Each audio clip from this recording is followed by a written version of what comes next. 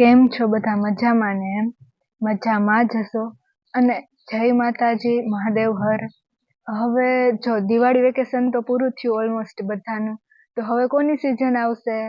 એમ તો હવે છે ને શિયાળો આવશે, પણ જો આપણે વોટ્સએપ, ફેસબુક કે પછી ઇન્સ્ટાગ્રામની સ્ટોરીઓ જોઈને તો એમાં બધાયમાં 1 week to go, 4 days to go, એટલે શું સમજાઈ ગયું ને આપણે?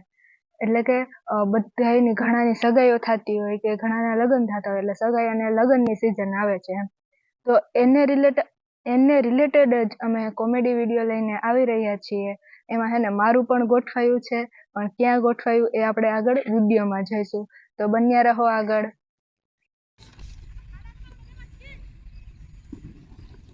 આ તમારે બધુંય પૂછાઈ ગયું? હા. એક્ઝામમાં આવ્યું તું? એક ક્વેશ્ચન પૂછું? પૂછ. હાલ પૂછું. કર્ણકનું મંદિર કોનું સ્વરૂપ છે? બોલ તો. ઓડિશામાં. સ્વરૂપ કોનું છે? બોલ બોલ. નથી આવડતું. તો તમને પેપરમાં તારું આમ જ હશે ને? મેડમે શું શીખવાડ્યું છે? વાહ. મેડમ શીખવાડતા હોય પણ મારું નથી વાંચતું. સાચી વાત આ છે. કાંઈ આવડતું નથી વાંચવાની. ક્યાં કરો મંડો વાંચવા? તમને કાંઈ આવડતું નથી. પૂછો એના જવાબ હરખર. એક્ઝામ હોય ગઈ તો ક્વેશ્ચન નથી આવડતા. ક્વેશ્ચનના જવાબ ઈ તો જોઉં. આ શું કરે એવા પેપરમાં? આ પણ નથું કલતું. એક કામ કરો, બાપાની ખેતી આટલા વીઘા છે આપણે, બસ લઈ લ્યો. ના એ એક વાત કહું તને. બોલ બોલ. હે ને દિવાળી આવી ગઈ, હવે કિલ્લી સિઝન આવશે. ઈ વાતું કરવાનો ટાઈમ છે તમને? પણ જો ઓલા વખતે એની હગાઈ થઈ ગઈ તો હજુ વખતે અમારો વારો ના આવે. હું તો અમારું ગોઠવશે ને હજુ વખતે. હવે દિવાળી વહી ગઈ, હવે તો લગ્નની સિઝન આવશે તો અમારું તમને એવો બધો શોખ છે સગાઈનો? સગાઈનો શોખ છે તમને એવો બધો? ભણતા ભણી લ્યો પછી નિરાતે કરજો. પણ હવે અમે મોટા થઈ ગયા. તાર પપ્પા કહેતા તા શાંતિ રાખો, મોટા થઈ ગયા હો ને, હગાઈ જ કરવી હે ને. કાંઈ વાંધો નહીં, તમે થોડાક દી જાળવો. તમારા પપ્પા વાતું કરતા હતા બેયનું ગોઠવવાનું છે. ક્યાં ગોઠવવાનું? તમે લેસન તો કરો પછી કેશું. તમે તો હજી નાનકડા પડો. એટલે કેને ક્યાં ગોઠવ્યું કેને? અત્યારે તમે વાંચશો ને. તમને દિવાળીનું કેટલા દિવસનું વેકેશન છે? 21. નહીં, હવે એને લગ્નની સિઝન આવશે. હા પણ લગ્નની સિઝન આવશે, તમને લગ્નમાં લઈ જવાના છે, યાદ તમારું જોવાનું ગોઠવ્યું છે. એટલે કઈ તમને દિવાળી કેટલા દિવસનું વેકેશન છે? ક્યાં ગોઠવ્યું કે? પણ દિવાળી કેટલા દિવસનું વેકેશન એ તો કયો? હા 21 દિવસનું જ છે. તો પણ ક્યાં ગોઠવ્યું કહી દે ને. હવે તો કહી દઉં સાચું? હા પાકું? હા કહી દે. એટલે અમને ફોટાય ના દેખાડ્યા, કીધુંય નહીં કઈ. ફોટા ના દેખાડવાના હોય. ક્યાં ગોઠવ્યું કે ને? કહું? હા કે આ લાલો છે ને, હે કહું તને?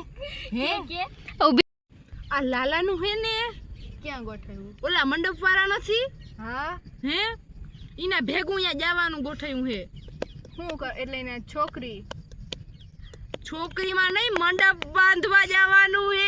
યા ગોઠવ્યું હે, ઈ ગોઠવ્યું હે લગનના ગાળાની સીઝનમાં. ભાઈ મારે તો મારું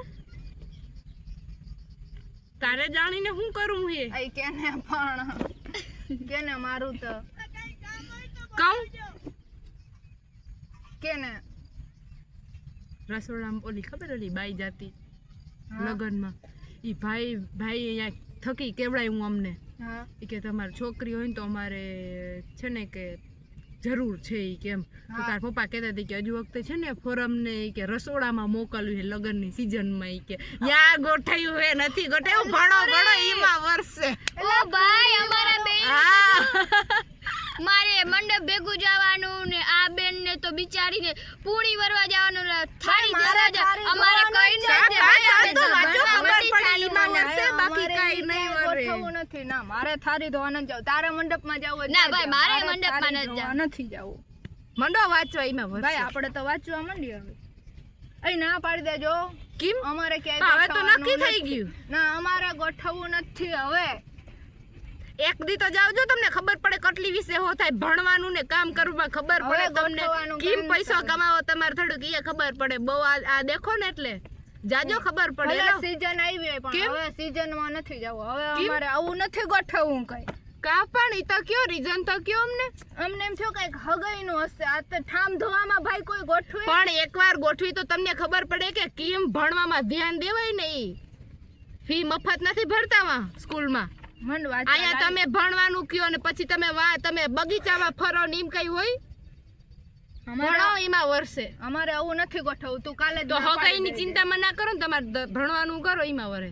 હા તો તું ના પાડી દેજે પપ્પાને. હવે સીઝન ભલે આવી, અમે ભણશું બસ. આ રિઝલ્ટમાં હારા લઈ આવશો ને તમે 90 હા જો રિઝલ્ટમાં હમણાં આવશે ને 2-3 દી પછી તો અમે જોશું તમને કેટલા આવે. 90 અપ નહીં આવે તો જવા દેજો. અમે હવે ભણશું બસ. અમારે ગોઠવવું નથી. બસ પૂરું કરી દે. તો જેમ તમે વિડીયોમાં જોયું કે એક બેનનું મંડપ બાંધવામાં ગોઠવાય અને એક બેનનું છે ને પૂળિયું વણવા જવામાં અને ઠામ ધોવા જવામાં અને એમાં ગોઠવાય છે. તો ભલે તમારી ઉંમર થઈ પણ તમારા માતા પિતાને ખબર જ હોય કે ક્યારે એનું ગોઠવવું. એટલે ખોટું વેમમાં નહીં રહેવાનું કે અમારી ઉંમર થઈને બસ ગોઠવાઈ જવું જોઈએ, કેમ કે પછી આ રીતના ગોઠવાય તો નહીં ઘરના કે નહીં ઘાટના. એમ આપણે ભણવામાંથી મન ઉડાડી દીધું હોય અને પછી આ રીતના બીજે ધંધે જવું પડે તો કઈ સારું ન રહે ભાઈ. એટલે ભણવા માંડો ભાઈ, ધંધામાં ધ્યાન દો ને મારી જેમ એને ઠામ ધોવા જવામાં વારો આવશે.